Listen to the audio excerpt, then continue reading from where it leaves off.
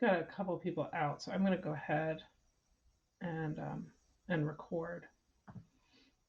Okay, so I've got attendance. So if you don't want to stay on camera, you don't need to.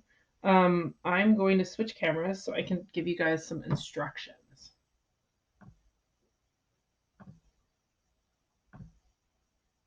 Okay, so what we're going to work on today, we're at a place in our unit where what we really need to do is some labs, but we'll wait until we have some more folks in person to do that, and take the time to do that properly. But we are going to work on worksheet number 2 today, and this is just some more practice with LOL charts. Michael's having internet problems. Okay. I'll put that in the notes in attendance.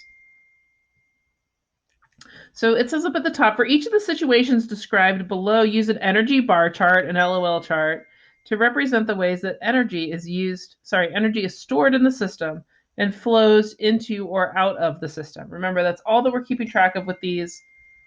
My husband keeps texting me. It's not texting me. Okay.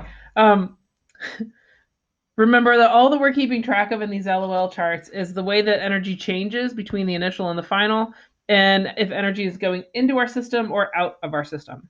So below each diagram, describe how the arrangement and motion of the molecules change from the initial to final state. We'll just put that out here in the side because it doesn't really fit. So in the first example, it says some of the water you spilled on your shirt evaporates. So when you see the word evaporates, this is a clue that we've got some kind of phase change. And here, if we're doing evaporation, we're going from a liquid to a gas, right? So we know some of the things that are going to happen here. We know that our phase energy has to increase for that to happen.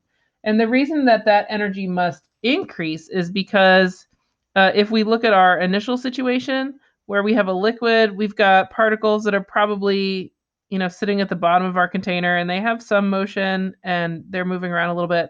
But once they become a gas, they're really kind of everywhere in our container. They don't sink to the bottom quite so quickly anymore. And they're not nearly as dense. So we're going to have a higher phase energy. So if I want to keep track of phase energy, I might start with 2 over here, have it increase over here. And for that to happen, we have to have energy come from somewhere so that it can increase. For now, we're just going to say that energy had to enter the system. It came from outside.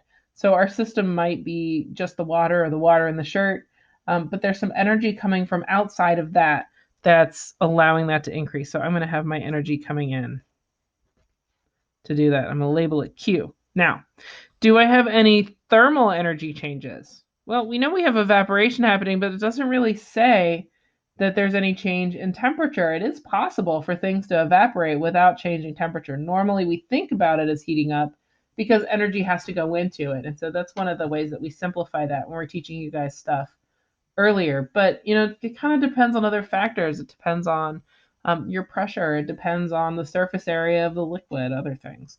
And so since we don't have any indication that's given to us in the description that the temperature is increasing, we're just going to assume that it was left out because that's not an increase.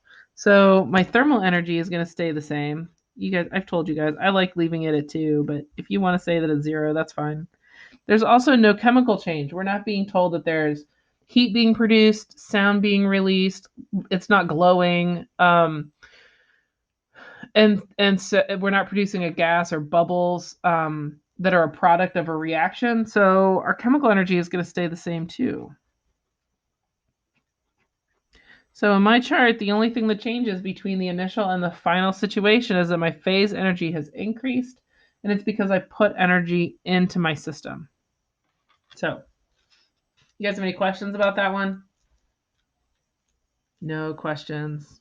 Okay. Oh, there's a good question in here. So what I would like for you guys to do with the rest of our 30 minutes today is try to finish worksheet number 2. There's only a couple of LOL chart problems in here. There's a diagram where you can tell me what you think about when water boils, and we'll boil water in class. You'll have the opportunity to learn about boiling water. And then there's another heating curve. This one is going to be a little bit tricky for you guys at this point because we haven't done that lab yet. So if you get stuck on this one, don't worry too much about number 6. So really, we're going to try to get through the next 4 problems through problem number 5 on page 16. And then take a look at number 6 and jot down your ideas, but don't stress about this one because there's some more information that would help you answer it better that you guys just don't have. Okay, do you guys have any questions for me? All right, so our goal is that everybody's done by about 9:15. I'll stay in the Google Meet in case you have any questions, and I'll give you a heads up when we get to the end of the period. And I love that you guys are all on camera, but I just want to make sure you know you don't have to be if you don't want to.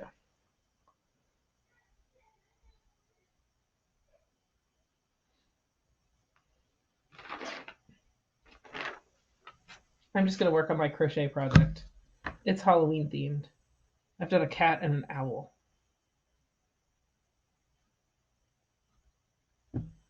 It's okay. There's some creepy ones. There's like a brain and a zombie. I don't know how I feel about the brain.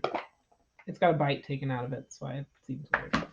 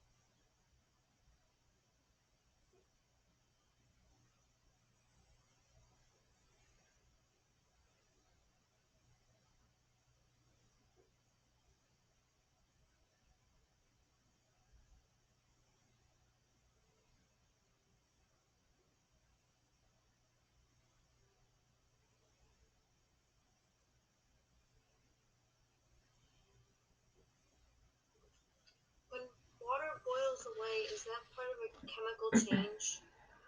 No, that's a phase change. Oh, okay. Yeah, because it's going from a liquid to a gas. All right, thank you. You're welcome.